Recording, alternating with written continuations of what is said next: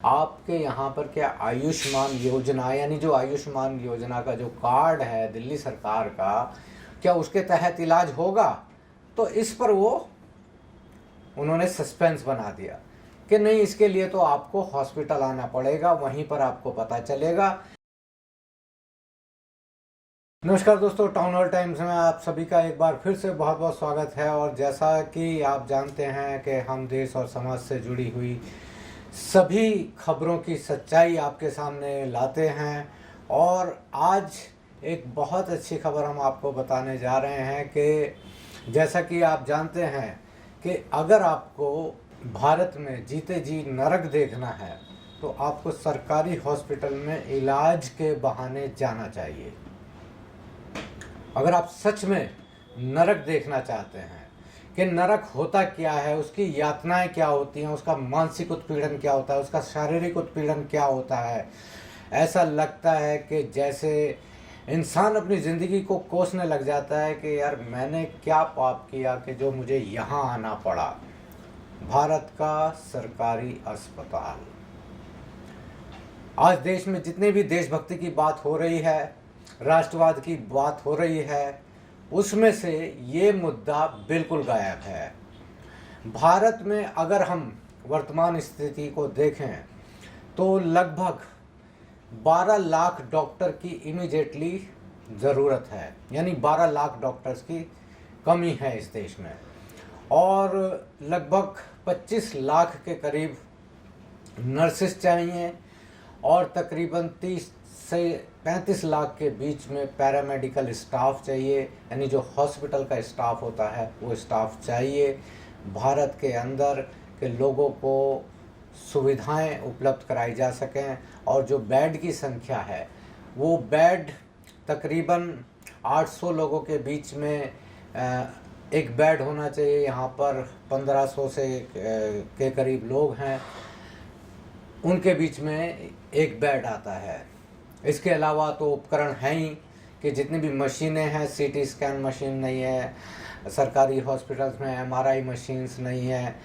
फिर उसके अलावा दवाइयों की कमी है, जो महंगी दवाइयाँ हैं, लाइफ सेविंग ड्रग्स हैं, वो नहीं हैं, वो लोगों को बाहर से लानी पड़ती हैं। और तो कुल मिलाकर आप ये देख लीजिए कि अगर किसी व्यक्ति का भारत में अगर तबीयत खराब हो जाए या उसे कोई ऐसी गंभीर बीमारी हो जाए तो आप ये समझ लीजिए कि वो घर या परिवार तो एक तरीके से कर्जे में चला ही जाएगा।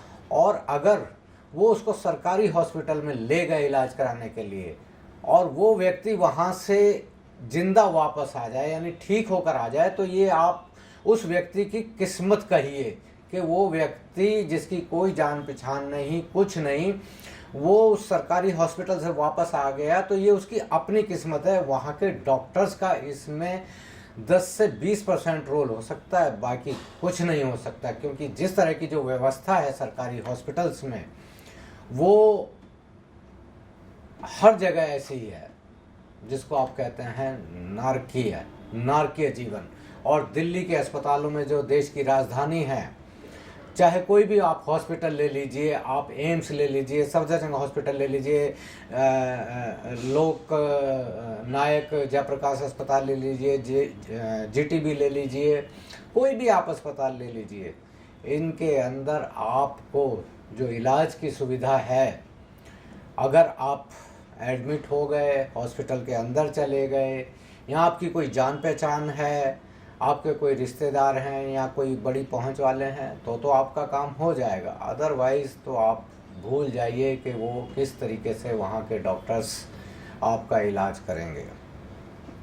और दिल्ली में तो ये हालत बहुत ही ज़्यादा ख़राब है कि जो छोटी छोटी जो मशीन्स होती हैं, सीटी स्कैन मशीन्स हैं, एमआरआई मशीन्स हैं, हॉस्पिटल्स में वो नहीं है, तो कहाँ से इलाज होगा? जो दवाइयाँ हैं वो पूरी नहीं है। और सबसे बड़ी बात यह है कि चाहे पिछली सरकार हो या ये सरकार हो, कि झूठ बोलकर और झूठे विज्ञापन बनाकर, यानी जो जनता का पैसा है, जनता के लिए, जनता के द्वारा जनता को बेवकूफ़ बनाने के लिए विज्ञापन दिए जा रहे हैं कि दिल्ली में वर्ल्ड क्लास हेल्थ सिस्टम है। और सबसे बड़ी बात तो ये है कि आज हमारे जो दिल्ली की मुख्यमंत्री हैं श्रीमती रेखा गुप्ता जी, वो दिल्ली का एक प्राइवेट हॉस्पिटल ही उसको कहो, क्योंकि उसको एक research foundation, private research foundation चलाता है और दिल्ली में काफ़ी, दिल्ली के आसपास और कैंसर के इलाज में वो काफ़ी मशहूर है। इसको Dharamshila cancer research foundation Vasundhara enclave में है। तो वहाँ पर एक मेमोग्राफी की मशीन का उद्घाटन करने के लिए गई और वहाँ पर कह रही हैं कि हम कटिबद्ध हैं, हम प्रतिबद्ध हैं कि हम लोगों को सुगम सुलभ इलाज उपलब्ध करवाएंगे दिल्ली के लोगों को। बहुत अच्छी बात है। मैंने तभी तुरंत धर्मशिला हॉस्पिटल में फ़ोन किया। मैंने कहा देखें भाई कितना सुलभ सुगम ये इलाज कराते हैं। तो वहाँ पर डॉक्टर की फ़ीस है 1200 रुपये और उसका रजिस्ट्रेशन भी कराना पड़ता है, वो है 280 रुपये। ये जिस वक्त में ये मैं आपको बता रहा हूँ, ठीक इससे 10 मिनट पहले ही मैंने फ़ोन किया है। और वहाँ पर तो आप ये सोचिए कि एक गरीब आदमी, मामूली आदमी किस तरीके से वहाँ पर जाकर 1500 रुपये में या 1200 रुपये हर बार किस तरीके से वो वहाँ पर इलाज कराएगा। और मैंने ये भी पूछा कि भाई आपके यहाँ पर क्या आयुष्मान योजना, यानी जो आयुष्मान योजना का जो कार्ड है दिल्ली सरकार का, क्या उसके तहत इलाज होगा?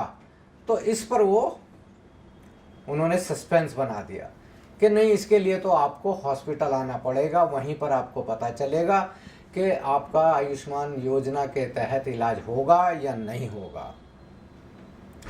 तो दोस्तों, किस तरीके से हमारी सरकारें, जैसा कि आप जानते हैं कि हमारे देश में ही ये 2014 के बाद में किस तरीके से विज्ञापनों के जरिए, भाषणों के जरिए, झूठ बोलने के जरिए, होर्डिंग के जरिए, अखबारों में लेखों के जरिए किस तरीके से विकास हो रहा है और विकास के नाम पर लोगों को धोखा दिया जा रहा है, ये सब हमारे यहाँ पर आज भी जारी है। 2014 से ये सब शुरू हुआ और आज 2025 है, लेकिन फिर भी ये लोग झूठ बोलने में, लोगों को मूर्ख बनाने में, बेवकूफ़ बनाने में कोई कमी नहीं छोड़ रहे हैं। अपनी तरफ से पूरा का पूरा ये इंतज़ाम कर चलते हैं कि लोगों को बेवकूफ़ बनाया जाए। इस बार के बजट में जो दिल्ली सरकार का जो बजट है वो 12,500 करोड़ रुपए का बजट है कि वो स्वास्थ्य सेवाओं में खर्च करेंगे। 12,500 करोड़ रुपए है और तकरीबन 1 लाख करोड़ से ऊपर का पूरा दिल्ली का बजट है। तो मैं आपको यह बता दूं कि इन्होंने वादा किया कि हम 10 से 12 हॉस्पिटल्स बनाएंगे। तो मैंने एक एस्टीमेट लिया कि भाई एक अच्छा हॉस्पिटल कितने करोड़ का बन जाएगा। तो उसमें तकरीबन 300 करोड़ का एक आधुनिक हॉस्पिटल आ रहा है कि 300 करोड़ में एक आधुनिक हॉस्पिटल बनेगा। तो 10 हॉस्पिटल मतलब कि आपके हो गए 3,000 करोड़ रुपए। चलिए मान लीजिए अब आप 2100 रुपये हर गर्भवती महिलाओं को देने वाले हैं। एक दिन में पैदा होते हैं 820 बच्चे। 820 बच्चे एक दिन को मतलब कि फिर आप 365 से गुणा कर लीजिए तो आपको पाएंगे तकरीबन 6,800 करोड़ रुपए। फिर उसके बाद में आपके हॉस्पिटल्स हो गए, इनकी सैलरीज हो गई, स्टाफ हो गया, यानी आपके 9,000 करोड़ का। तो ये मैंने सीधा सीधा आपको ये एस्टीमेट बता दिया है कि ये कम से कम इतना करोड़ रुपए का खर्चा आपका हो जाएगा। तो 12,500 करोड़ में बाकी जो चीज़ें हैं वो मतलब कि 2-2,500 करोड़ में आप कैसे कर पाएंगे। तो यानी एक तरीके से आप झूठ बोल रहे हैं, लोगों को बेवकूफ़ बना रहे हैं, मूर्ख बना रहे हैं। तो मेरा यही आग्रह है कि आप दिल्ली की स्वास्थ्य सेवाओं को आगे बढ़ाइए, अपना काम कीजिए। जब आप काम करेंगे तो आपका काम बोलेगा, उसके लिए आपको विज्ञापनों की ज़रूरत नहीं पड़ेगी, उसके लिए आपको सोशल मीडिया पर ट्रोल टीम की ज़रूरत नहीं पड़ेगी, आपको ऐसे लोगों की ज़रूरत नहीं पड़ेगी कि जो वो पेड हों और आपकी तरफदारी के लिए बोलते हों, बल्कि आपका काम बोलेगा, लोगों को दिखेगा, लोग कहेंगे कि हाँ ये काम हो रहा है, ये भाजपा सरकार है, बहुत अच्छी सरकार है। धन्यवाद।